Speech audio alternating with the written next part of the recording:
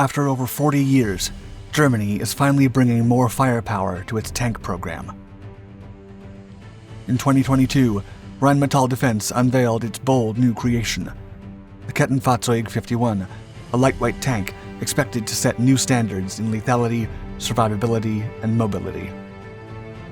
Also known as the Panther, the main battle tank is bristling with all the most up-to-date technology in the market, including a much larger main gun, a digital computer backbone, and a state-of-the-art suite of defensive features.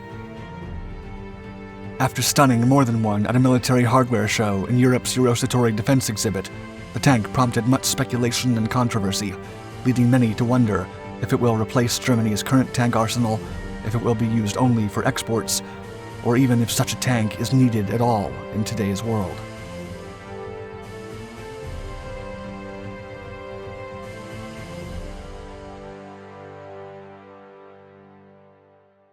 A surprise appearance. It's rare when a new tank, tracks and all, appears on the warfare market. As such, when Germany announced the creation of a new main battle tank for the first time in over 4 decades, the crowd at France's Eurosatory Arms Show went wild. During the June 2022 event, a biennial showcase for Europe's arms manufacturers, to promote and announce their latest technology equipment, Germany-based Rheinmetall showed off a prototype of its newest creation, the Kf-51 Panther. The name is reminiscent of the elusive Panzerkampfwagen 5, designed in 1942 and used to counter Russian vehicles like the T-34 in the Eastern and Western fronts from 1943 to the war's end. Some of the medium tank's most significant feats took place in battles such as the Normandy landings and the Battle of the Bulge. Despite being one of the most effective German tanks at the time, the Panther was severely hobbled by mechanical and reliability issues. Rheinmetall's Kf-51, however, is the successor to the Leopard 2, a 1980s contemporary American M1 Abrams tank vehicle. Despite making its debut 40 years ago, the model remains in service with more than a dozen armies worldwide and is constantly being upgraded. But like many modified systems, there comes a point when it becomes impractical and exceedingly expensive to keep adding new technology. The only way to move forward is to design something new, and according to Rheinmetall, the Kf-51 is here to make the transition as smooth as possible. The German Panther. In a hype video for the new tank, Rheinmetall calls the Panther an apex predator and the future of so-called tanknology itself. Featuring a gray, black, and neon yellow camouflage pattern, the Kf-51 Panther is a radically new, technology-forward main battle tank concept. According to Rheinmetall's official website, the Panther tank was designed from scratch to deliver the highest lethality on the battlefield, drawing on some of the world's latest technology. The vehicle is being built to be a fully digitized system, meant to control assigned unmanned aerial vehicles such as drones, loitering ammunition, and a wide range of uncrewed ground vehicles. One of the most interesting features about it is that it weighs just 59 tons, a relatively slight tonnage by modern standards. In contrast, the American M1 Abrams weighs 73.6 tons, without all the more prominent features like guns and munitions. The company adds that the new features will make an agile, maneuverable, and sprightly tank. In addition, the tank's engine will be the same 1475 horsepower diesel engine that the Leopard 2 uses, giving the Panther a range of 310 miles and a rumored maximum speed of 40 miles per hour. Weapons.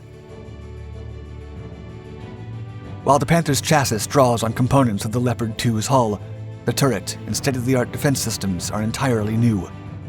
Meanwhile, the tank's main armament is the company's own 130mm cannon. Designed for the main ground combat system program's future gun system, the cannon is automatically loaded from 2 revolver-type magazines with 10 rounds each. The company claims that this weapon has an unrivaled rate of fire because of the programmable airburst ammunition, which can also fire kinetic energy rounds. The weapon is also complemented by a 12 7mm coaxial machine gun, a stark contrast to the 7.62mm coaxial one that equips almost all main battle tanks today.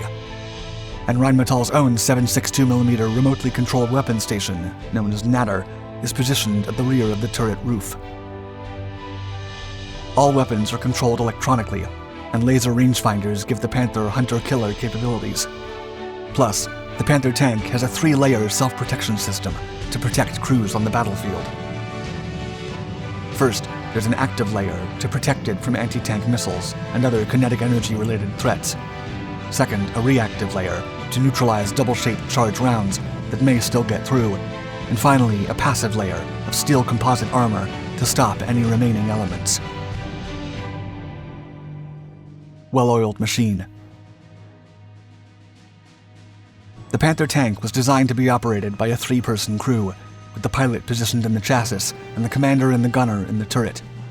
All the team members can handle the sensors and weapons, as each operator station can assume the tasks and roles of others while retaining full functionality.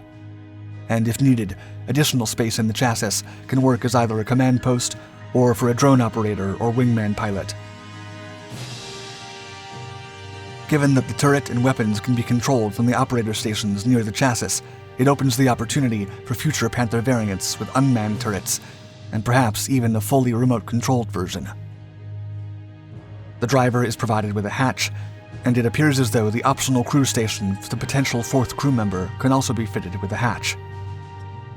Even so, one potential downside of the Panther, first noted on the Eurosatory demonstration, is that the driver and additional specialists have no convenient emergency exits. Such a scenario could be affected by the slope-turn turret armor that often overlaps the hatches, creating a potentially severe survivability problem if the crew members are ever trapped in a burning tank. Revolutionary. According to Rheinmetall Defense, the Panther Kettenfahrzeug KF-51 will be a game-changer on the battlefields of the future, and the new model will set new standards in lethality, protection, reconnaissance, networking, and mobility.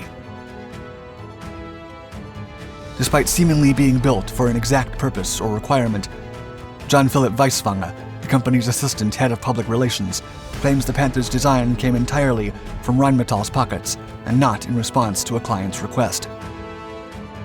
The spokesperson confirmed that the vehicle is not a candidate for the Franco-German main ground combat system project, famously launched in 2012 to replace the Leopard 2 and Leclerc main battle tanks, but instead has the export market in mind.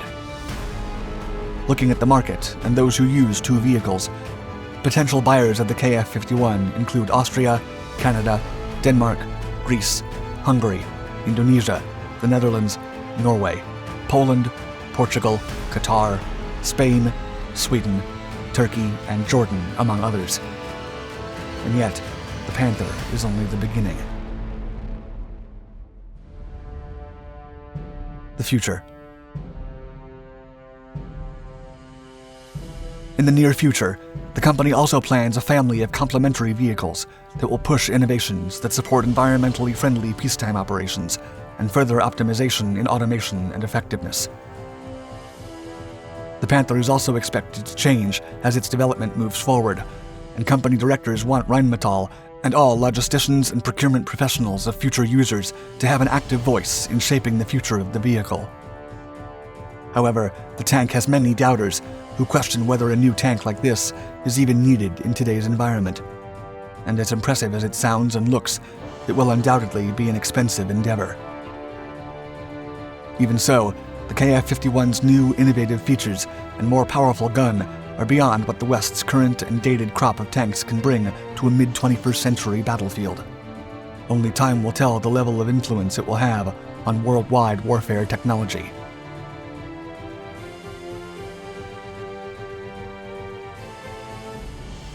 Thank you for watching Dark Tech.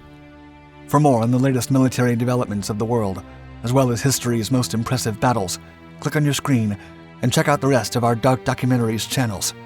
We publish new content regularly, so stay tuned.